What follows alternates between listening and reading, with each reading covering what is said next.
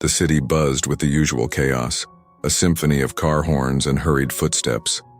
Among the bustle, a man in his late 50s moved briskly, his tailored suit marking him as someone of status. He was used to navigating the streets with little concern for the commotion around him, until a sudden commotion up ahead broke his stride. A loud shout pierced through the din. "Hey, help!" The voice was desperate, almost pleading. The millionaire turned his head just in time to see an elderly man stumble and hit the pavement hard, clutching his side as a scruffy-looking figure dashed away, clutching a wallet. Without thinking, he stepped toward the fallen man. As he crouched beside the elderly stranger, something caught his eye. A battered, leather-strapped watch on the man's wrist. It wasn't just any watch. It was the same model he had given his father decades ago. The sight of it made him freeze, a shiver running down him. It felt as though the ground beneath him had shifted.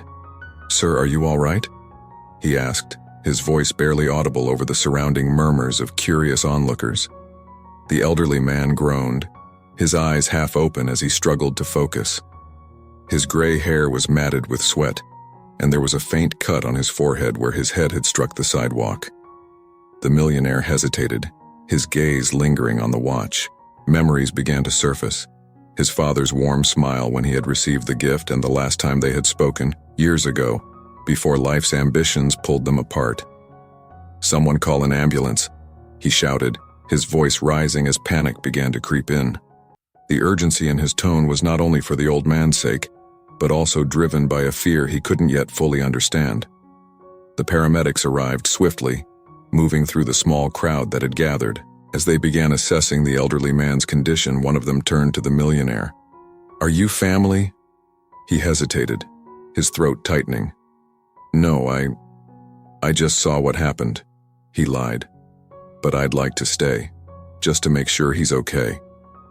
The paramedic gave him a brief nod before they loaded the old man onto a stretcher. As they wheeled him toward the ambulance, the millionaire found himself following, his feet moving on their own. There was something about that watch, something about the man himself, that wouldn't let him walk away. The ambulance doors closed, and the millionaire stood rooted to the spot, staring at the retreating vehicle. For the first time in years, he felt a familiar knot of guilt and regret form in his chest. It was a feeling he thought he had buried long ago. The hospital was a sterile labyrinth of white walls and fluorescent lighting, the kind of place where time seemed to move differently. The millionaire paced back and forth in the waiting area, unable to shake the image of the old man's face, pale and still on the stretcher. He wasn't sure why he was here, waiting for news about a stranger, or at least that was what he told himself. An hour crawled by before a nurse approached him. "Sir, the patient is stable. He sustained a minor head injury but should be fine. He hasn't fully regained consciousness yet. Are you a relative?" Again, that question. This time he answered with more. "I'm just a concerned bystander," he said, "but I'd like to cover his medical expenses. Make sure he gets the best care." The nurse's eyebrows lifted slightly in surprise, but she nodded. "I'll make a note of that. Thank you for your generosity." He watched as she walked away, a sense of unease gnawing at him. There had to be more to this connection. The watch, the familiarity of the old man's features. It felt like fate was toying with him. His thoughts wandered back to his father, a man who had been absent from his life for as long as he could remember. Ambition had driven a wedge between them, and by the time he had realized what he'd lost, it had seemed too late to repair the damage.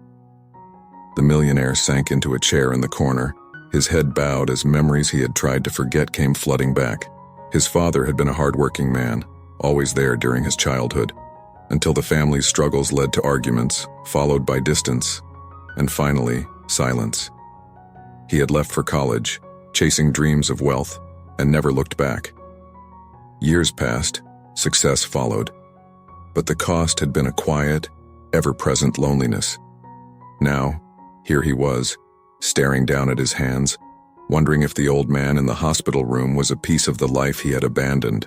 He rose slowly as if in a trance and walked down the corridor toward the old man's room.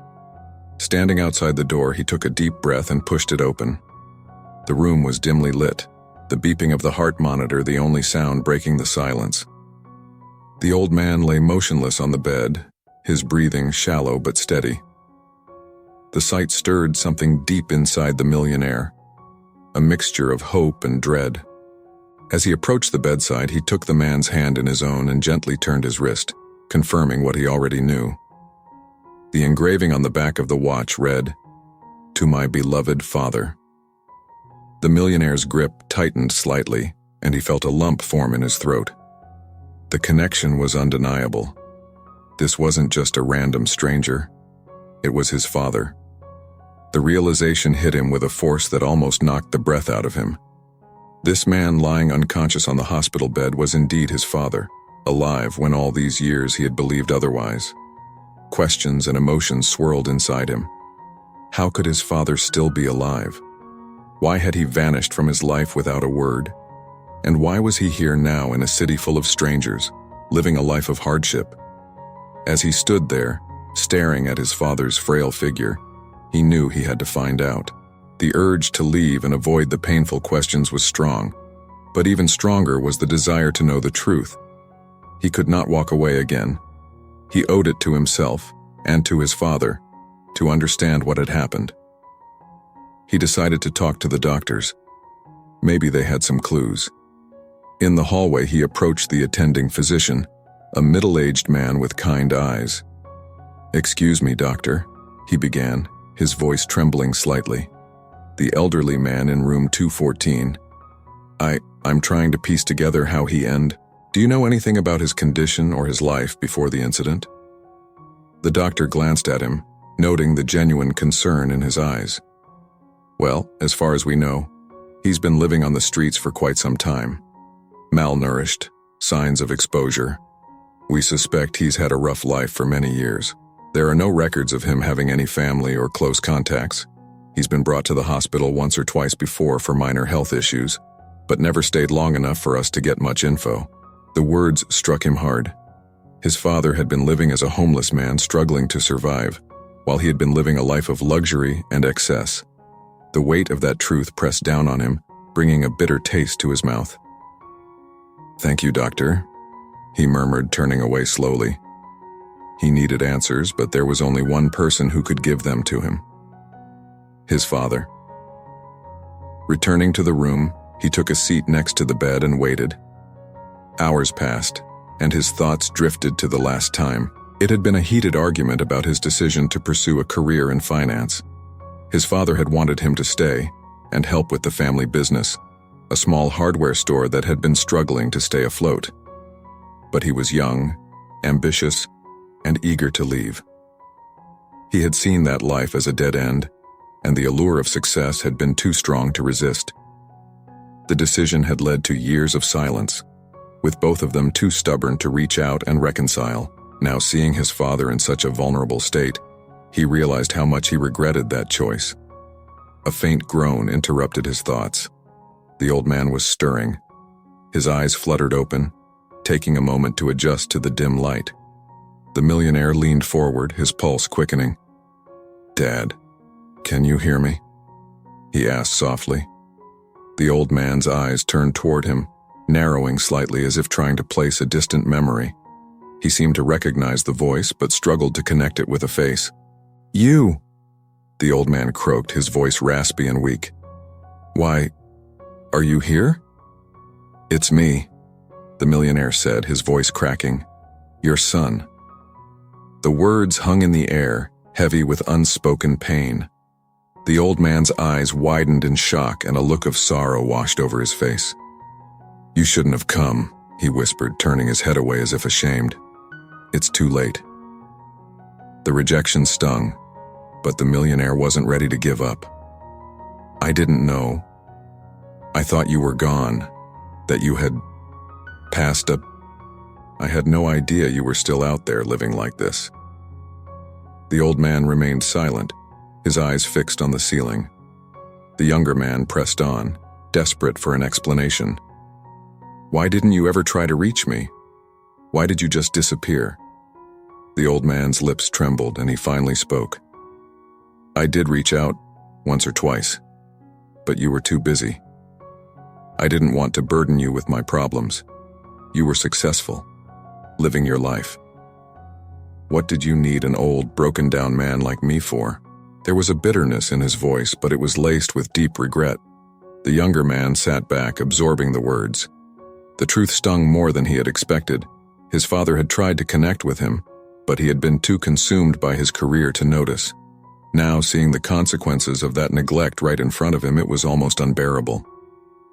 "I'm here now, Dad," he said quietly, his voice heavy with emotion. "I want to help. I want to make things right, if you'll let me." The days that followed were filled with difficult conversations.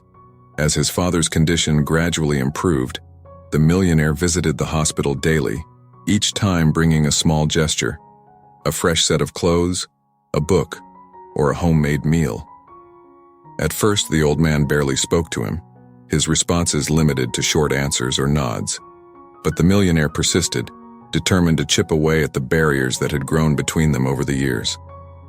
One afternoon, as he sat by the bed, his father finally spoke in more than just a few words. "I kept some of the letters," he murmured, almost as if to himself. "The ones you sent when you were in college." The millionaire's eyes widened. "Letters? I didn't think you got any of them. I never received a response." "I didn't know what to say," his father admitted, his voice strained. "Back then, it felt like you were so far away, not just in distance, but in everything. Your life was moving in one direction, and I was stuck here, trying to keep the business alive." The millionaire leaned in, his voice low. "Why didn't you tell me? I would have come back. I would have helped." His father's gaze met his, eyes filled with years of disappointment and sorrow. "I was too proud," he replied. "Pride's a funny thing. It makes you do stupid things, like not telling your only son that the family business had gone under, that you were about to lose everything." The words hit him like a punch to the gut. He had known that things weren't great when he left, but he hadn't realized how desperate the situation had become. His father had lost everything, including his sense of purpose and dignity. "What happened after that?" he asked quietly. His father sighed, a long, heavy breath. "I sold what little I had left, kept moving. I didn't want to be a burden to anyone, especially not to you. I figured you'd be better off not knowing." The silence that followed was thick with unsaid things. The millionaire felt a pang of guilt, stronger than before. All those years he had thought his father had just let go of the past, while in reality, his father had been the one cast adrift. As the old man's story unfolded, so did other details. The millionaire discovered that someone in his own inner circle, an old family friend, had known about his father's whereabouts, but chose to keep it a secret. They had believed that reopening old wounds would do more harm than good. That revelation stirred a new sense of betrayal, not just toward the friend, but toward himself for being so oblivious. The visits became more frequent, and so did their conversations. Slowly, the father and son began to speak of lighter things, of the past and of shared memories, as if they were reacquainting themselves with each other. The wall of resentment started to crack, and for the first time the millionaire felt a glimmer of hope that perhaps there was a way to make amends. The days stretched into weeks, and as the old man's health improved, the millionaire continued his daily visits. He made every effort to show his father that he was serious about rebuilding their relationship. Yet, despite his best intentions, his father remained guarded, his demeanor often cold and distant. One afternoon, the millionaire arrived with a thermos of homemade chicken soup, a recipe he remembered from his childhood. He placed it on the small table by the bed and sat down, his voice gentle. "I brought you some soup, just like Mom used to make." The old man's eyes flickered with a hint of recognition, but he didn't reach for the thermos. "What's the point of all this?" he asked, his tone harsh. "You can't change the past. Bringing soup, visiting every day, it doesn't undo what happened." "I know," the younger man replied, his gaze steady. "But I don't want to run away from it either. I'm not trying to pretend that everything is fine. I just want a chance to make things better, while we still can." His father turned away, staring out the window at the city beyond. You were always good at getting what you wanted, he said bitterly. But some things can't be fixed with money or persistence. The words stung, but the millionaire didn't let them deter him. I'm not doing this out of guilt, he said quietly. I'm doing it because you're my father, because I was wrong to walk away, and I should have tried harder to stay connected. I'm not asking for forgiveness. I'm asking for the chance to earn it. The sincerity in his voice seemed to pierce through his father's defenses, if only for a moment. The old man's eyes softened as he glanced at his son. It's not that simple, he murmured. There's a lot of pain. Years of it. I know. The younger man, but I'm willing to take it one day at a time. The conversation ended with no resolution, but the atmosphere between them felt a little less tense. The millionaire took it as a small victory, a sign that perhaps his father was beginning to see his efforts for what they were, a genuine attempt to reconnect, not a self-serving act of absolution. As the days continued, they spoke more frequently, not just about the past, but also about little things, the weather, the news, even sports. The conversations, though simple, were a small bridge over a deep chasm of years apart. It was slow progress, but it was progress nonetheless. One afternoon, as the younger man helped his father take a short walk down the hospital corridor, he noticed the old man's hand trembling as it gripped his arm. It wasn't the frailty that struck him, but the vulnerability behind it. His father was trying, maybe not as openly, but in his own way. He was making an effort. For the first time, the younger man felt hope, fragile and uncertain, but hope nonetheless. He realized that reconciling wasn't just about grand gestures or apologies. It was about the small, consistent steps that showed you cared. One evening, after an unexpectedly long day at work, the millionaire arrived at the hospital to find his father sitting up in bed, a look of contemplation on his face. The old man's usual guarded expression seemed absent, replaced by an air of introspection. Long day? The old man asked as his son took a seat beside the bed. The millionaire nodded, loosening his tie. Yeah, but I made sure to get here. How are you feeling? Better, his father replied, his voice steady. Though I've been doing a lot of thinking. The younger man leaned forward, sensing the shift in his father's tone. About what? About us, the old man said slowly. And about the choices I made, and the ones you made. He paused, then continued, his voice taking on. You know, when your mother passed, it felt like I had lost everything. I didn't know how to keep things together. The business started to crumble, and I wasn't much of a father after that. The words were a painful admission, and for a moment the millionaire didn't know how to respond. He had never heard his father speak so openly about his struggles. I didn't know, he said quietly. You never talked about it. Talking wouldn't have changed anything, his father replied with a resigned shy, a reflective quality. But I see now that maybe I should have tried. I just didn't know how to reach you once you left. There was a long silence, heavy with the weight of everything left unsaid over the years. Finally, the millionaire spoke, his voice barely above a whisper. I should have come back sooner. I got so caught up in my own world that I didn't see what was happening to you. I thought you were fine, that you had moved on. His father gave a weary chuckle. Moved on? You're looking at a man who never knew. The younger man hesitated, then asked the question that had been on his mind ever since he found out the truth. There's something I don't understand. Someone told me that a family friend knew where you were all along, but never said a word to me. Why didn't they help you? The old man's expression darkened and his jaw tightened. I told them not to, he said with a firmness that took his son by surprise. I didn't want your pity or your money. I was too proud, too ashamed of how far I'd fallen. I asked them to keep it a secret. The revelation hit hard, a mixture of anger and sadness swelling inside the younger man. But why? He demanded. Why would you do that?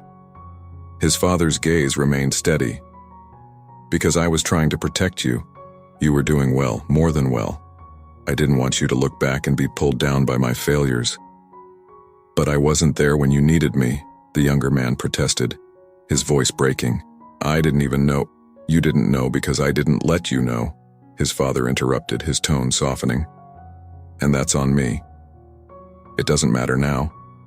We can't change the past. But maybe we can still make something of the time we have left." The sincerity in his father's voice stirred something inside him. It was an unspoken acknowledgement that they were both responsible for what had happened. But it was also a chance, a fragile, tentative chance, to make things right. From that day on, their conversations took on a different tone. They were no longer just two people bound by blood and circumstance. They were a father and son, trying to find their way back to each other, step by step. Weeks had passed since the initial hospital visit, and with each day the old man grew stronger. The doctors finally cleared him to be discharged, but with no home to return to, the question of where he would go hung in the air.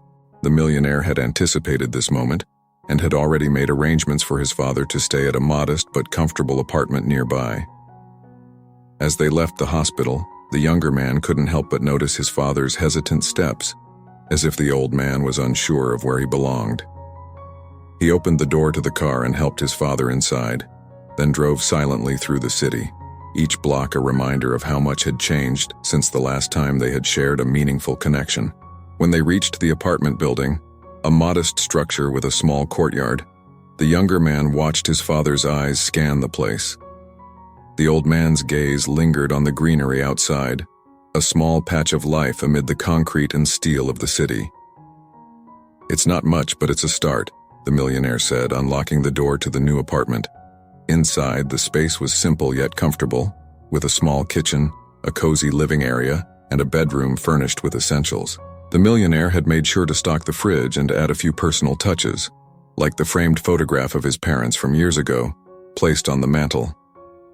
His father walked slowly through the apartment, touching the arm of the sofa, the smooth surface of the kitchen counter, and finally the photo frame. There was a quiet, almost reverent quality in his movements, as if he was reacquainting himself with the idea of home. "Thank you," the old man murmured, his voice thick with emotion. "This is more than I deserve." "You don't have to thank me," the younger man replied. "It's the least I can do." But even as he said the words, he knew that this gesture, while significant, was only a beginning. There was still so much ground to cover, so many wounds to heal. Providing a place to stay was one thing. Building a real, lasting relationship was another. He needed to show his father that he was committed to this, not out of obligation, but because he genuinely wanted to make up for the time they had lost. In the days that followed, the younger man made an effort to include his father in the little things. He took him grocery shopping, helped him set up the television, and even arranged for a visit to a local park. These small moments of ordinary life gradually built a sense of normalcy and routine between them. One afternoon, while they were sitting on a park bench, the old man turned to his son, a hint of a smile on his weathered face. "I never thought I'd have this again," he said quietly. "I had given up on everything." The younger man felt a pang of sadness at his father's words, but also a glimmer of hope. "We can't change the past," he replied, "but we can still make the most of the time we have now." His father nodded, the words seeming to resonate with him. "You're right, and I'm willing to." For the first time in years, the millionaire felt a sense of peace. He realized that healing wasn't about one grand gesture. It was about showing up every day and being present in each other's lives. As the months went by, the father and son found themselves slowly becoming more comfortable in each other's presence. Their bond, once strained and tenuous, was beginning to grow stronger, rooted in the small acts of kindness and the quiet conversations shared over dinner or during their walks. They were not just rebuilding their relationship, they were rediscovering what it meant to be a family. The millionaire's life outside of these moments continued to be busy and demanding, but he made it a priority to spend time with his father. He would often finish work early to meet up for dinner or take a walk around the neighborhood. He began to realize that for all the success he had achieved in his career, the satisfaction he felt now, reconnecting with his father, was something that money, One evening, as they sat together in the living room of the apartment, the old man spoke up. "I've been thinking, maybe we could do something useful with all this," he said, gesturing around the room. "Like what?" the younger man asked, curious. "Something for other people like me," his father replied.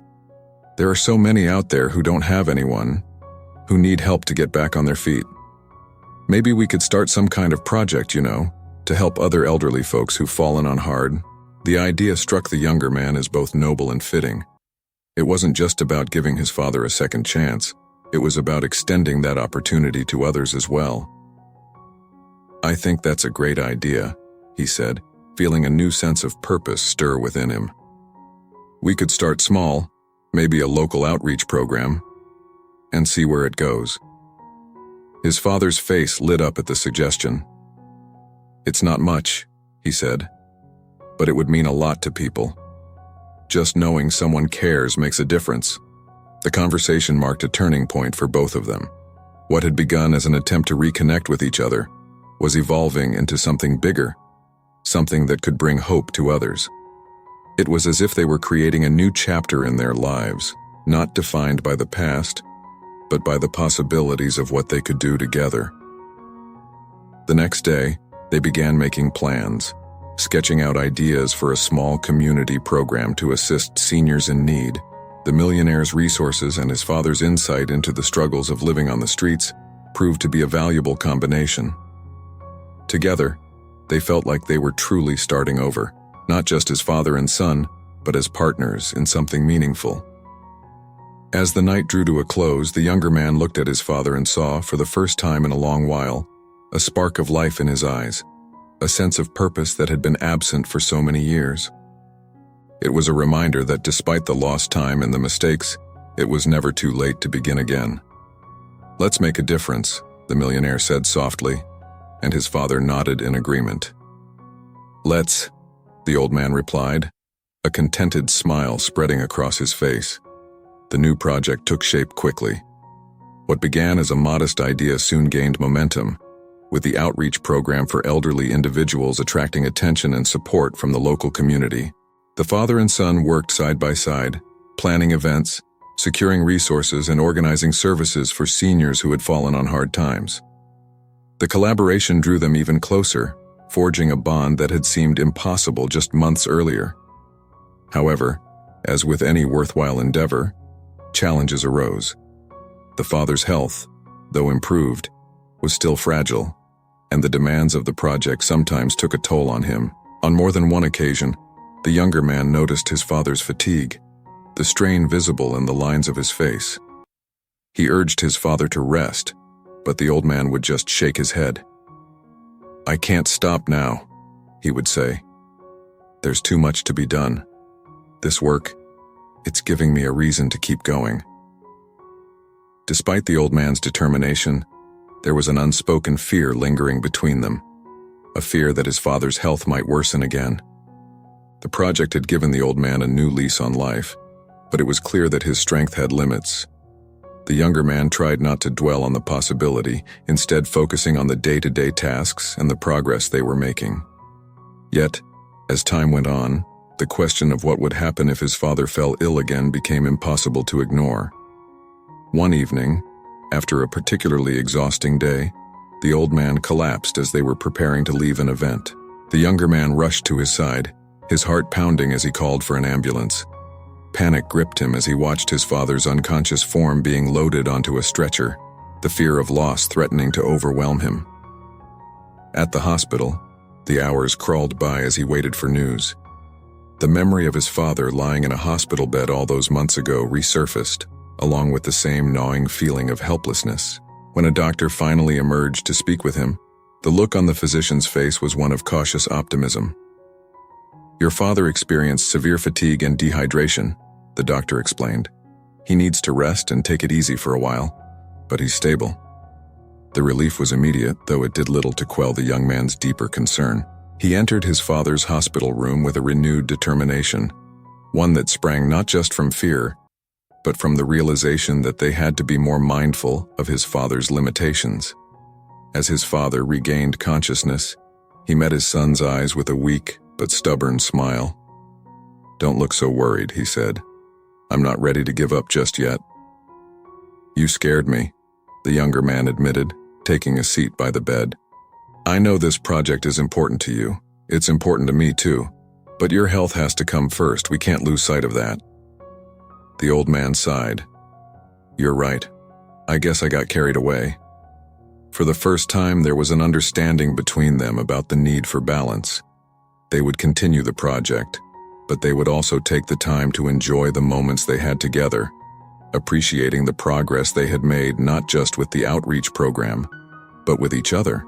As winter gave way to spring, the father and son settled into a new rhythm, one that allowed for the outreach program to flourish, while also giving them time to nurture their relationship. The project, now officially established as a local initiative, had helped dozens of seniors get back on their feet, providing not just material support but also a sense of community and belonging. The old man's health remained stable, and while he had scaled back his involvement in some of the more strenuous activities, he continued to be an active part of the project. The bond between father and son had grown deeper, built on a foundation of mutual respect and understanding. What had once been a relationship marred by silence and regret was now filled with meaningful conversations and shared experiences. One afternoon, as they sat on the porch of the apartment building, the old man turned to his son with a thoughtful expression. "You know," he said, "I never thought I'd live to see this, us, working together, making a difference. I'd almost forgotten what it was like to feel useful." "You've done more than just help," his son replied. "You've changed lives. And not just the people in the program. You've changed mine." The old man gave a nod of acknowledgement, his eyes shining with emotion. "I'm proud of you," he said, his voice steady. "Not because of what you've achieved, but because of the man you've become." The younger man felt a lump form in his throat. "I couldn't have done it without you," he said. "We did this together." The moment was simple but profound, a quiet acknowledgement of the journey they had taken to reach this point. It was a reminder that while the past could not be rewritten, it was never too late to start a new chapter. As the sun dipped below the horizon, casting a warm glow over the city, the younger man felt a sense of peace that had eluded him for years. There was still work to be done, still challenges to face, but for the first time, he was ready to embrace them, not as a man trying to outrun his regrets, but as someone who had found a new purpose. Together they sat in silence, content in the knowledge that they had not only found each other again, but had also built something that would outlast them both, a legacy of compassion, forgiveness, and second chances. It was, in every way, a new beginning. Thank you for watching. If you enjoyed this story of family, redemption, and second chances, make sure to click on the card above to watch more heartwarming stories like this one. Don't forget to subscribe, like, and leave a comment below. I love reading your thoughts and seeing your feedback. Your support helps us create even more stories that touch the heart.